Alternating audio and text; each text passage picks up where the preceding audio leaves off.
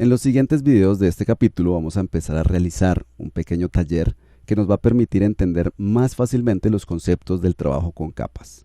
En este momento yo tengo abierto un archivo que se llama plaza.jpg que se encuentra dentro de la carpeta de capas. Estos son archivos, recuerden, que ustedes van a tener disponibles como archivos de descarga. Este archivo simplemente tiene un background y yo necesito realizar una copia de ese background. Yo puedo duplicar tanto un background o una capa de diferentes maneras. Por ejemplo, voy a tomar el background y lo voy a arrastrar hacia este botón de nueva capa. Cuando realizo ese proceso, observen cómo automáticamente se genera una copia de ese background.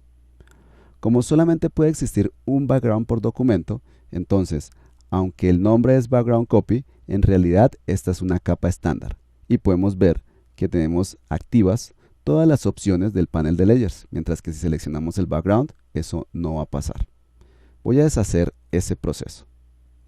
También yo puedo duplicar tanto un background como una capa estándar haciendo clic en el menú del panel layers y seleccionando la opción duplicar capa. Selecciono, me aparece esta ventana desde donde yo puedo escribir el nombre que quiero para esta nueva capa, hago clic en OK y aquí tenemos el mismo resultado. Voy a deshacer con comando Z o control Z y ahora bajo el menú layer o capa encuentro el comando duplicar capa. Selecciono, me abre esta ventana, hago clic en OK y observen cómo hemos duplicado también esa capa. Voy a presionar comando Z o control Z para deshacer ese proceso. También yo puedo hacer un clic derecho sobre el background o sobre una capa estándar y tengo la opción en este menú desplegable de duplicar capa. La misma ventana, OK, y aquí tenemos el resultado. Voy a deshacer con comando Z y finalmente tenemos un atajo de teclado que personalmente utilizo mucho para duplicar capas. Ese atajo de teclado es comando J o control J si estamos trabajando en Windows. Voy a presionar el atajo de teclado entonces y observen que me genera un duplicado.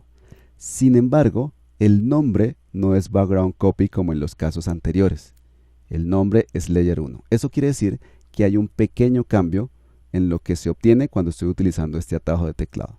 Voy a deshacer con comando Z o control Z y bajo el menú layer o capa, new o nuevo, vamos a encontrar un comando que se llama layer via copy o nueva capa vía copiar. Observen que el atajo de teclado es comando J o control J, el atajo de teclado que yo acabo de utilizar. Voy a seleccionarlo nuevamente y aquí tenemos el duplicado. Técnicamente, el uso de este comando no es para duplicar capas. Voy a deshacer con comando Z o control Z y voy a mostrarles para qué se utiliza. Voy a presionar la letra M para activar la herramienta marco. Recuerden, esta herramienta sirve para hacer selecciones con forma de marco. Hago un clic, arrastro, aquí tenemos nuestro marco de selección y voy a presionar el atajo de teclado comando J o control J. Observen el resultado. El resultado es básicamente una nueva capa con el contenido de lo que yo tenía seleccionado. La copia se limita solamente al contenido de lo que está dentro de la selección. Voy a ocultar entonces la capa que está en la parte inferior, voy a ocultar el background y observen entonces el resultado. Lo que sucede entonces es que cuando nosotros no tenemos ninguna selección activa, entonces ese comando duplica todo el contenido de la capa que yo tenga seleccionada. Voy a deshacer con comando Z o control Z, voy a borrar esta selección con comando D o control D y voy a convertir este background en un objeto inteligente.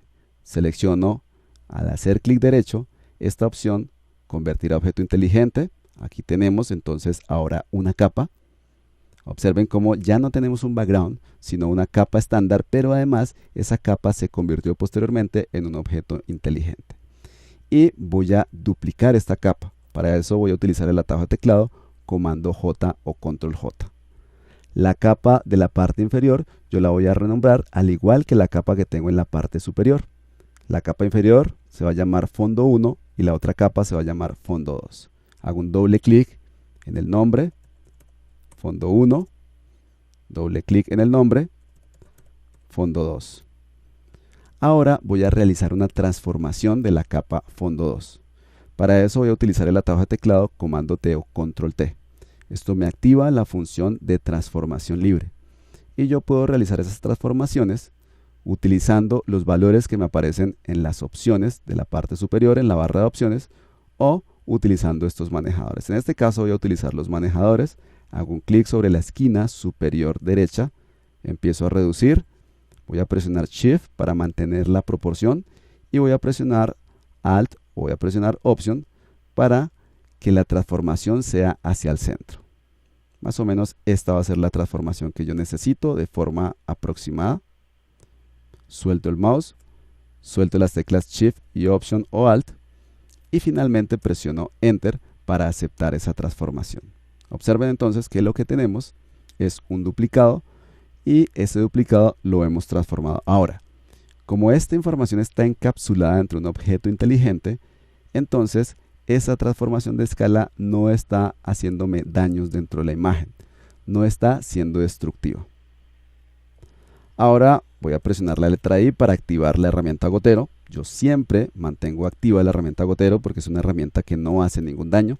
Es una preferencia personal, siempre lo hago. Ahora voy a seleccionar la capa fondo 1 y voy a presionar el número 5. Esto hace que la opacidad de esta capa reduzca al 50%. Es muy importante que si van a utilizar estos atajos de teclado, en este caso el número 5 para reducir la opacidad, se aseguren de que yo no tenga activa una herramienta que también tenga la característica opacidad. Me explico, voy a deshacer con comando Z y voy a activar la herramienta pincel presionando la letra B. Observen que la herramienta pincel en las opciones también tiene un valor de opacidad. De manera que, como tengo activa la herramienta pincel, si yo presiono el número 5, disminuye el valor de opacidad al 50%, pero la opacidad del pincel, no la opacidad de la capa. Debo tener mucho cuidado con esto. Voy a presionar el número 0 dentro del teclado para que el valor de opacidad vuelva a 100. Ahora voy a tomar la herramienta gotero. Para eso presiono la letra I. Como la herramienta gotero no tiene valor de opacidad en las opciones, entonces ahora sí, teniendo activa la capa fondo 1, presiono el número 5 y he reducido el valor de opacidad. Observen que como la capa fondo 1 ahora es translúcida porque el valor de opacidad es del 50%, entonces alcanzamos a ver una grilla. Es similar a los cuadros del tablero de ajedrez. En algunos casos, esa grilla o esa indicación de transparencia o de opacidad puede confundirnos, especialmente si queremos analizar, por ejemplo, color o incluso analizar el mismo valor de opacidad. Entonces, en algunos casos, puede ser beneficioso ubicar una capa en la parte inferior y rellenarla de blanco. Y eso es lo que voy a hacer. Voy a presionar la tecla comando o la tecla control y hago clic sobre el botón de creación de nueva capa. Observen que tengo seleccionada la capa fondo 1. Como tengo presionada la tecla comando, la tecla control, cuando hago clic sobre el botón de nuevo, esa nueva capa se crea debajo de la capa fondo 1. Vamos ahora a rellenar entonces con el color de fondo, es decir, a rellenar de color blanco. Para eso voy a presionar la tecla comando, la tecla control y la tecla delete o la tecla backspace si estoy trabajando en Mac.